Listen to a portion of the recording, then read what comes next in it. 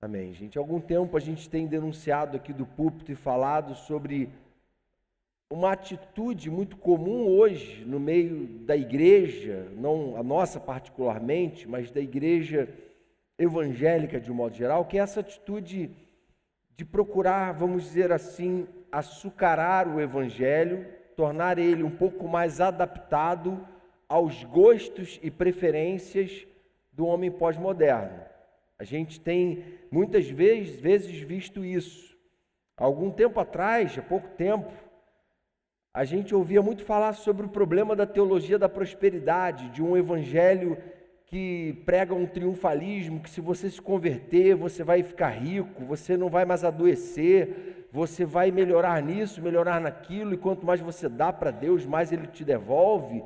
E esse tipo de lógica pervertida que é tão barata e tão inescrupulosa, que na verdade pessoas um pouco mais esclarecidas, universitários ou gente formada, que tem um senso crítico um pouco mais apurado, rejeita e repudia esse tipo de teologia. Mas existe hoje um outro tipo de pensamento e de pregação e de teologia, muitas vezes se infiltrando com uma facilidade enorme na igreja, que é o pensamento liberal. Às vezes, alguns não estão familiarizados com esse termo. Não é liberal o quê? Quem libera tudo, pode tudo.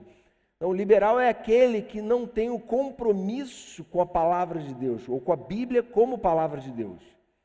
É aquele que não enxerga as percepções e teses das ciências humanas à luz da verdade revelada por Deus, imutável, única, inquestionável e inexorável.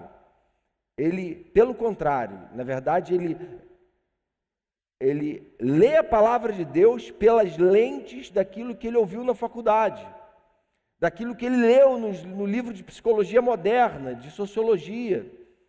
Veja bem, irmãos, muitas vezes há pessoas que acham que há uma incompatibilidade entre essas ciências humanas e a fé. A gente não crê que haja essa incompatibilidade.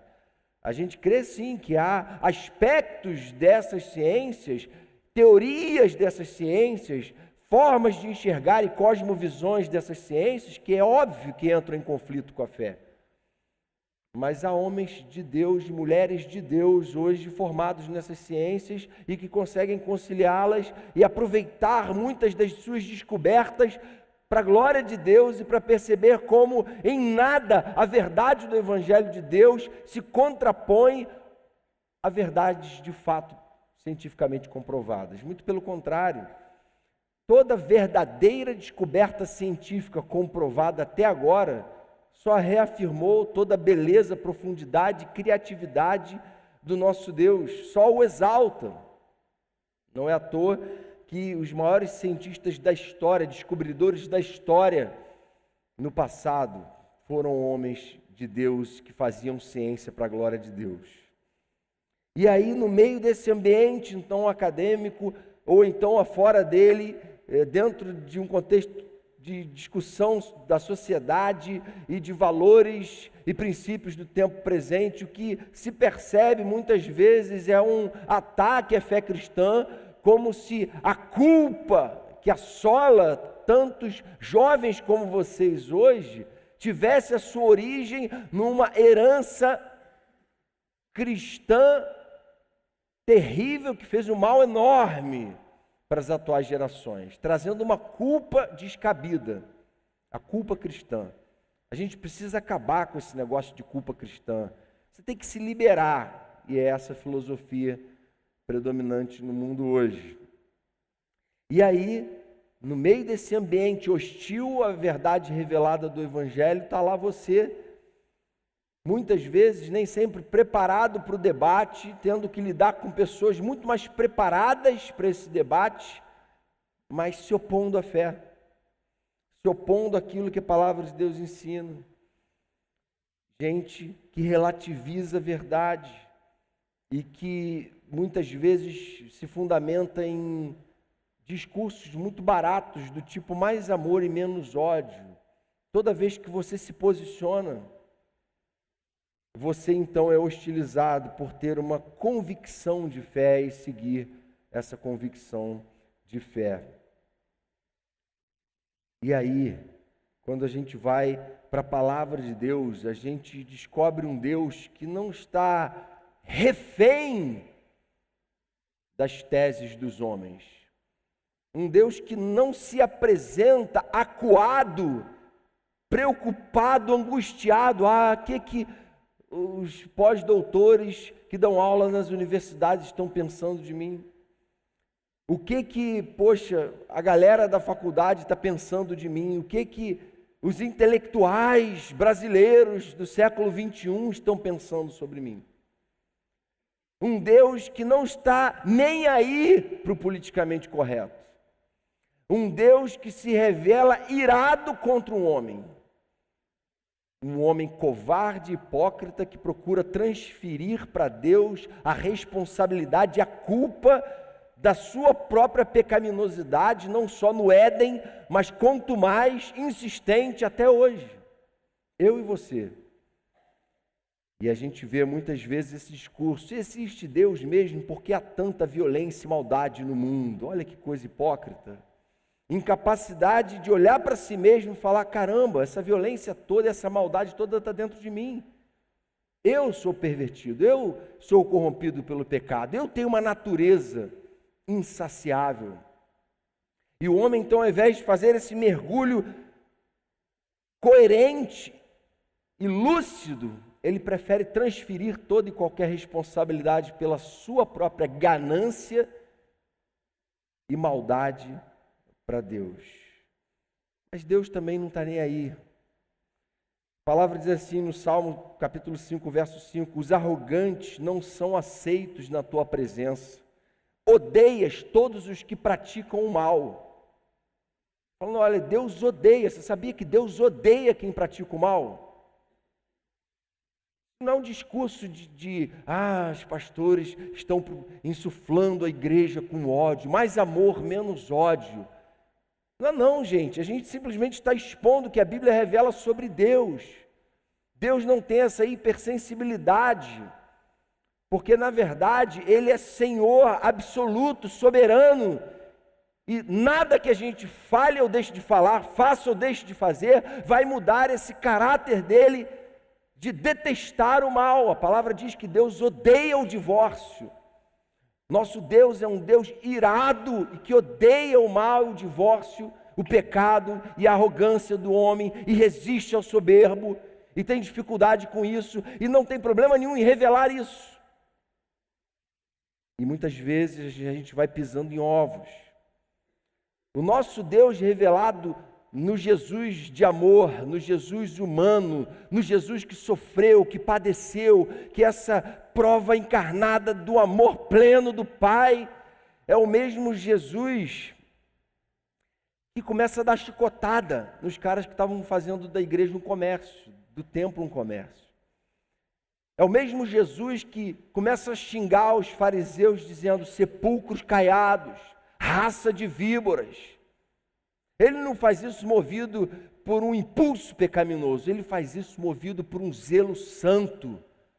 E ele age com essa firmeza, expressando a ira de Deus. E aí a gente fica barateando o discurso, e a gente fica preocupado com o politicamente correto. E a gente, na verdade, deixa de olhar para a palavra de Deus. E esse texto que eu pedi para vocês abrirem, é o texto que a gente vai ler agora, é um texto em que o apóstolo Paulo, na verdade, revela para nós um pouco do drama que a igreja primitiva vivia. Ele estava preparando Timóteo, que era um cara bem mais novo que ele, para assumir o ministério da igreja. E ele ia instruindo. Timóteo, a essa altura, já era pastor, possivelmente de Éfeso, da igreja de Éfeso. E olha o que ele diz para Timóteo. Fique atento, porque esse texto aqui, gente, é um texto de hoje, do que a gente vive hoje, na realidade do Brasil, do século XXI. 2 Timóteo 4, verso 1. Na presença de Deus e de Cristo Jesus, que há de julgar os vivos e os mortos, por sua manifestação e por seu reino, eu o exorto solenemente. Timóteo, prega a palavra, esteja preparado a tempo e fora de tempo, repreenda, corrija, exorte com toda paciência e doutrina. Sabe por quê? Porque virá o tempo em que não suportarão a sã doutrina. Ao contrário, sentindo coceira nos ouvidos, juntarão mestres para si mesmos, segundo seus próprios desejos. Eles se recusarão a dar ouvidos à verdade, voltando-se para mitos, mitologia grega, não é? Você, porém, seja moderado em tudo, suporte os sofrimentos, faça a obra de um evangelista, cumpra plenamente o seu ministério. Eu já estou sendo derramado como uma oferta de bebida. Está próximo o tempo da minha partida. Combati o bom combate, terminei a corrida, guardei a fé. Agora me está reservada a coroa da justiça, que o Senhor, justo juiz, me dará naquele dia, e não somente a mim, mas também a todos os que amam a sua vinda. Amém?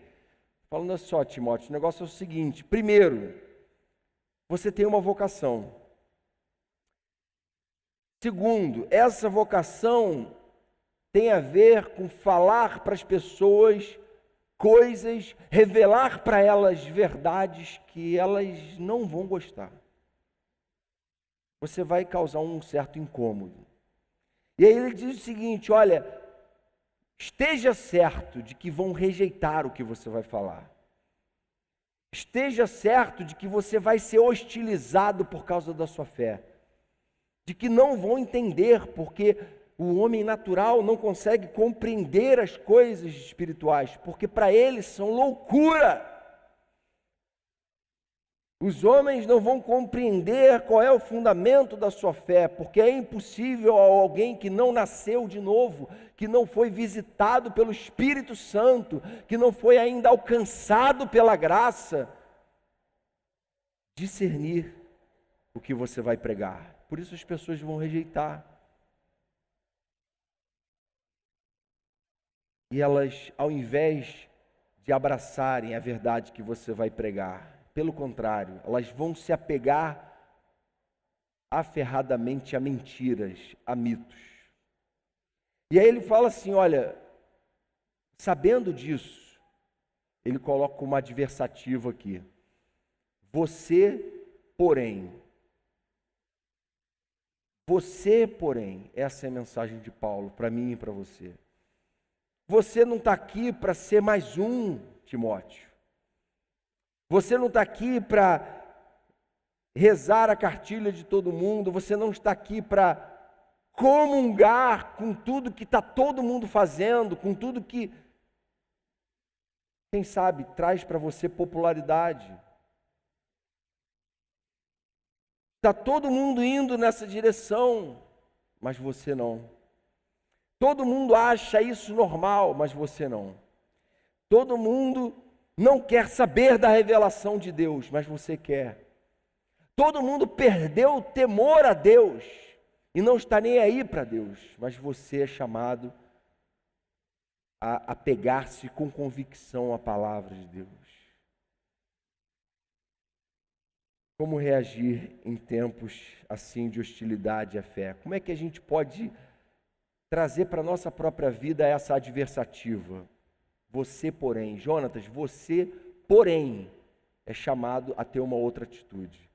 Como é que eu posso trazer isso para mim? E aí ele começa a falar, no verso 5, ele dá 4 breves conselhos para Timóteo. Primeiro, seja moderado em tudo. Timóteo, no meio desse ambiente que você está vivendo, você é chamado a viver e a experimentar moderação. Sabe o que é moderação? É temperança. É equilíbrio. Em outras palavras, é tudo que você não tem por natureza. Porque você é um pecador, inclinado a fazer o que desagrada a Deus. E aí ele está falando assim, olha, tenha equilíbrio e seja moderado. Em outras palavras, seja santo. Seja como Jesus era, moderado. Hebreus capítulo 12, verso 14 diz assim, gente, esforcem-se para viver em paz com todos e para serem santos. Sem santidade, ninguém verá ao Senhor. Como é que eu ajo, Jonatas? Assim, pô, legal, você está falando isso, mas para você é mais fácil, não é? Como é que eu ajo? Qual é a dica? Primeira dica: tenha como meta na sua vida ser santo e agradar aquele que você chama de Senhor acima de todo mundo e principalmente acima de você mesmo. Porque é legal você ter um discurso afinado com a maioria, não é? Você afina o seu discurso com a maioria, você comunga com eles e você, a partir daí, garante a sua popularidade. É legal você fazer o que todo mundo faz, não é? Todo mundo compartilha nude.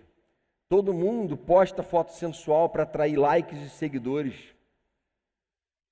Todo mundo cola, todo mundo se entrega à pegação, todo mundo lida com a sua própria sexualidade de forma banal, de forma irresponsável.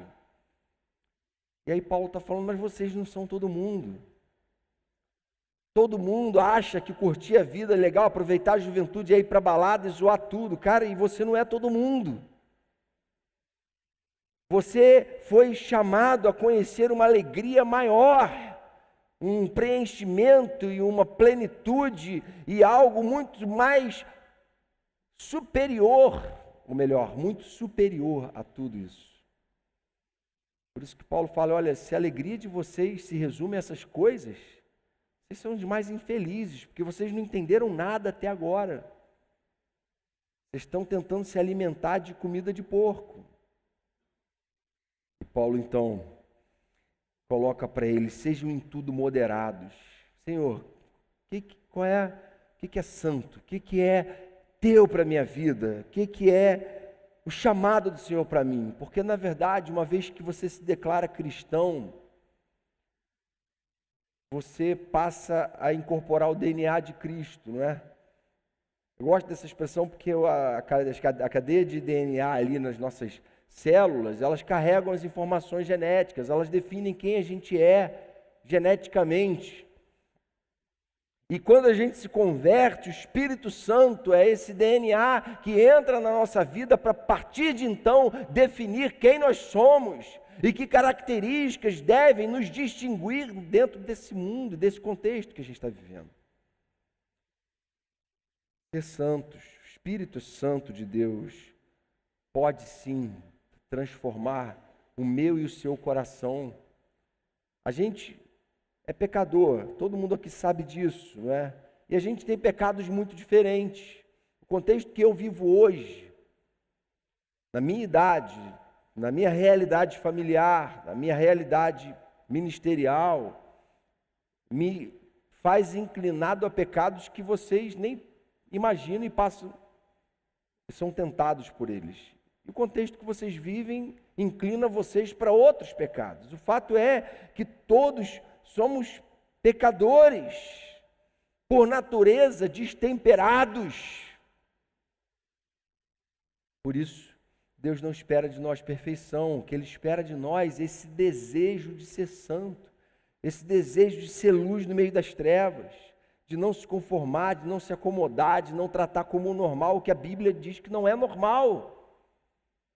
Por isso Paulo fala, Timóteo, você, porém, você não pode ser assim, você não é todo mundo. Você tem uma vocação santa.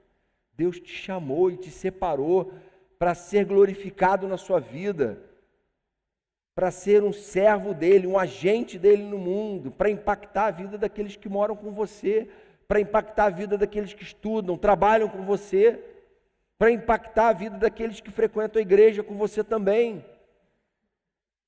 Procure isso e busque na presença de Deus. Segundo lugar, ele fala ainda no verso 5, suporte sofrimentos. Não amarela para esse desafio não, porque quando você começar a bater firme o pé e se posicionar com firmeza, com coerência, como servo de Deus, você vai sofrer pressão, gente. Todo mundo sofre pressão. E essa pressão não deve te fazer ficar acuado, mas você deve ter coragem. Você deve suportar os sofrimentos. Paulo estava falando isso já na reta final. Nesse mesmo texto ele diz que estava sendo oferecido como libação, sabendo do derramamento do seu sangue. Libação é oferta líquida, não é? Ele falou, eu estou sendo oferecido como libação, eu estou para morrer a qualquer momento, eu vou ser decapitado. Mas ele está dizendo, suportem os sofrimentos, como alguém que estava debaixo de intenso sofrimento. Ele está falando, vale a pena suportar o sofrimento. E aí, ele diz assim, em Romanos 1,16, eu não me envergonho do Evangelho, porque é poder de Deus para a salvação de todo aquele que crê. Eu não me envergonho de sofrimento, eu não estou tentando evitar o sofrimento.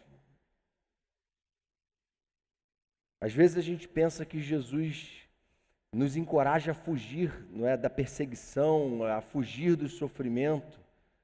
Mas o que a Bíblia revela para nós não é isso. É que ela simplesmente revela que a gente é enviado como ovelha para o meio de lobo. O mundo é, para o verdadeiro cristão, um lugar de sofrimento. No mundo vocês vão ter aflições. Jesus não nos encorajou a fugir da perseguição, mas a entendê-la como parte da nossa vocação contracultural, ou seja, se você entendeu o que é ser cristão, você vive numa contracultura.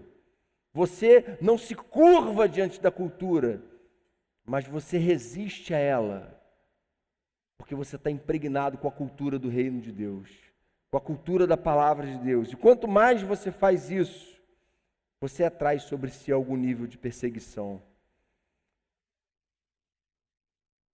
E é interessante que Jesus não tenha barateado a sua mensagem. Ele diz assim, olha gente, todos odiarão vocês por minha causa, mas aquele que perseverar até o fim, esse será salvo.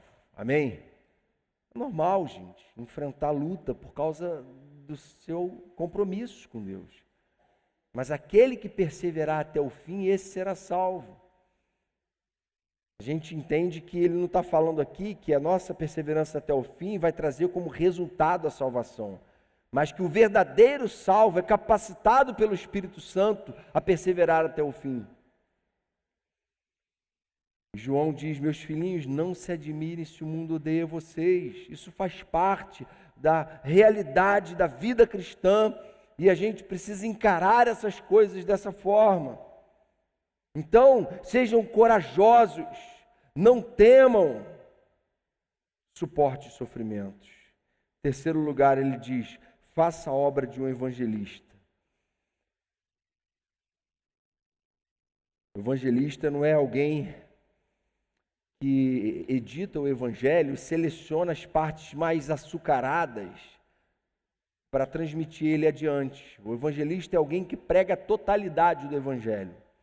Quando Jesus chega para o jovem rico e diz assim para ele, olha, vai e vende tudo que você tem e dá aos pobres que você vai ter comigo um tesouro nos céus. Ele não estava falando para aquele jovem que ele queria ouvir. O jovem dá as costas e vai embora.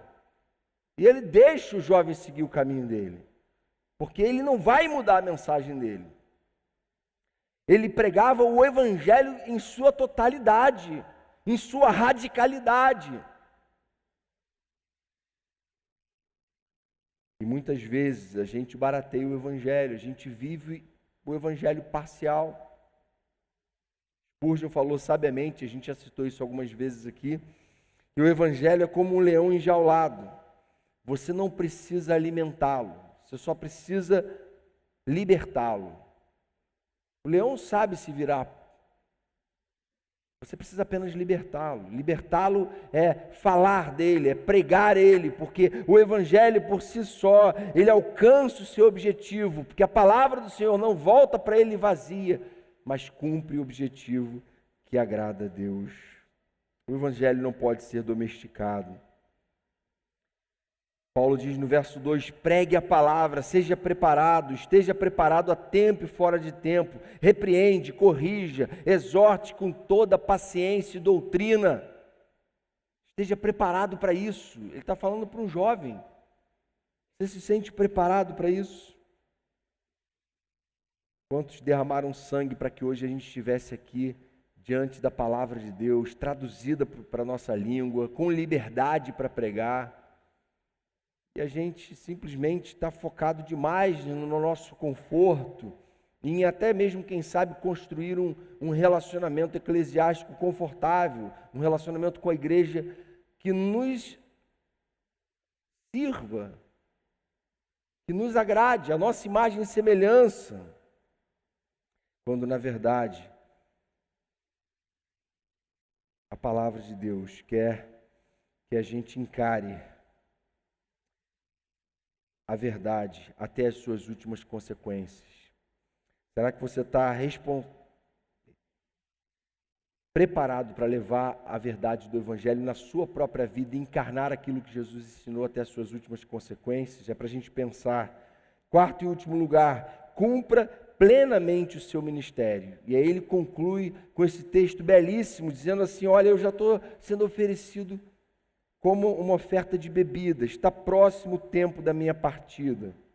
Combati o bom combate, terminei a corrida, guardei a fé. Agora me está sendo reservada a coroa da justiça que o Senhor, justo juiz, me dará naquele dia. E não somente a mim, mas também a todos que amam a sua vinda. Ele está falando assim, olha, há uma recompensa para quem entende o chamado, você porém. É o consolo dele para a igreja, é o consolo dele para Timóteo, é o consolo dele para mim e para você. Há recompensas, e a palavra garante para nós que essas recompensas não são apenas no mundo por vir, não.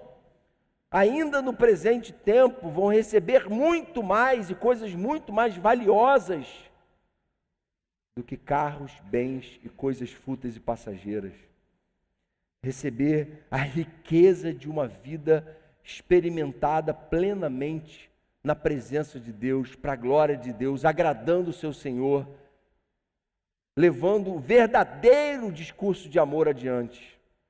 Não esse discurso de amor barato, vazio e falso, hipócrita, mas o verdadeiro discurso de amor, que é a pregação plena do Evangelho, que é falar para as pessoas, olha, vai e vende tudo, vai e larga essa vida de pecado, vem caminhar com a gente está aqui junto nesse objetivo, a gente vai orar por você, a gente vai orar junto, a gente vai te discipular, a gente quer te evangelizar, mostrar para você o Evangelho em sua totalidade e plenitude, porque a gente não acredita que nenhum outro discurso possa operar na sua vida a transformação que a gente já viu que só o Evangelho pode causar e fazer na vida das pessoas.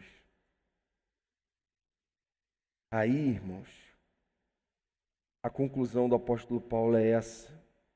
Eu já estou no final da minha vida, mas eu posso dizer que ao longo da minha trajetória aqui, eu combati o bom combate, eu fiz o que tem que ser feito. Eu me contrapus, eu fui contra a cultura, eu abracei o reino, eu abracei o Evangelho, eu não negociei os valores da palavra de Deus. Eu encarnei eles, eu falei deles. E eu amei ao Senhor todos os dias da minha vida. Combati o bom combate, completei a carreira, guardei a fé. E será que a gente pode dizer assim hoje, olha, Jonas, se Jesus voltasse hoje, eu estou totalmente em paz. Porque hoje eu estou vivendo para a glória dele. Eu sou um pecador, eu tenho falhas, tem coisas que Deus está tratando na minha vida ainda. Eu ainda não sirvo tanto quanto eu gostaria. Eu ainda não me sinto um missionário tão frutífero, tão abençoador como eu gostaria de ser, mas eu estaria em paz se Jesus voltasse ou me levasse hoje, porque eu estou combatendo o bom combate, porque eu estou me opondo àquilo que Deus se opõe, porque eu estou amando aquilo que Deus ama e estou odiando aquilo que Deus odeia. Então o Senhor pode voltar hoje, porque eu estou em paz. Porque o meu compromisso, acima de tudo, é com Ele. porque eu não estou sendo um covarde. E infelizmente, irmãos, fico às vezes até um pouco sem graça, porque a gente muitas vezes repete algumas dessas frases e algumas dessas verdades, mas por outro lado eu fico consolado por saber que elas são extremamente urgentes e necessárias. Num tempo em que muitos têm negociado a fé e muitos têm trocado a beleza e a profundidade do Evangelho por um discurso muito barato e religioso. Têm optado por uma vida mais ou menos com Deus. Têm editado as suas Bíblias e têm construído para si um cristianismo muito particular, muito próprio, que não corresponde definitivamente ao cristianismo bíblico. E o nosso consolo é esse, e a nossa esperança é que o Senhor levante, através da vida de vocês, da geração de vocês, jovens que não se acovardam diante dos ataques à fé. E a fé não é apenas um sistema religioso, a fé é algo que você é chamado a encarnar, a viver, a assumir. Porque, infelizmente, muitos cristãos hoje têm tido uma atitude muito covarde. Quando eu falo covarde, eu não estou dizendo que você tem que ir lá ser corajoso, ir para o Facebook, meter a boca no trombone e ficar entrando em debates e aquela coisa horrorosa que muita gente faz, baixando o nível total, enfim, troca de farpas pública ali, não é nada disso. Mas no momento em que você for confrontado com os valores que estão sendo impostos a você hoje, no ambiente que você está vivendo, nesse momento, você com amor, com sobriedade, com firmeza, se posicionar e dizer: eu não concordo, não é assim que eu penso, e eu não vou comungar com isso. Pensem o que quiserem pensar, digam o que quiserem dizer, eu não vou me acovardar quando a tribulação e a perseguição se abater sobre mim. Amém, gente? Essa é a palavra de Deus.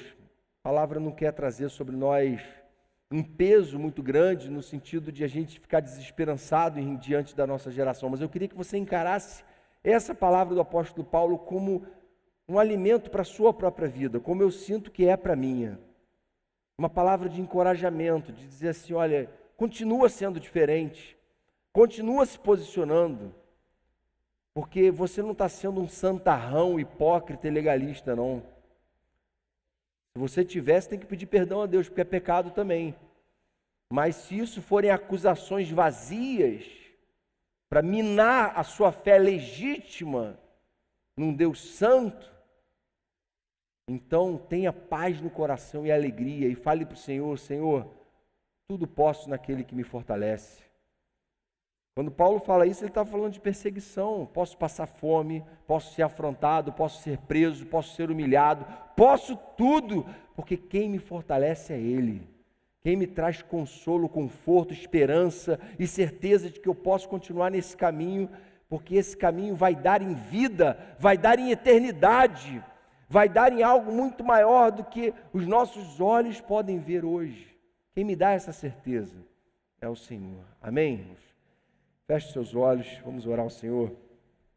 Senhor querido, estamos aqui mais uma vez diante do Senhor para confessar que os dias que a gente vive são dias difíceis, são dias de aversão à Tua palavra revelada, são dias de aversão aos valores que o Senhor mesmo encarnou, são dias em que buscar ser santo muitas vezes é coisa mal vista, mas nós estamos aqui para dizer que estamos com o Senhor e não abrimos, e não negociamos, e não transigimos com o pecado, Senhor. Queremos viver uma vida que te honra, que te glorifica, não para que as pessoas, olhando para nós, nos elogiem, mas que elas percebam que, havendo ainda gente comprometida com Deus, há esperança. E nós queremos ser esperança para esse mundo enfermo. E nós queremos e assumimos essa contracultura do teu reino. E nós rogamos mais uma vez, Senhor, vem nos dar coragem, Senhor, para nos posicionar com amor, com humildade, mas com firmeza. Firmeza de quem prefere perder tudo nesta vida, mas ganhar tudo na eternidade contigo em glória. Em teu nome é o nosso clamor nessa noite, Senhor. Amém, Jesus.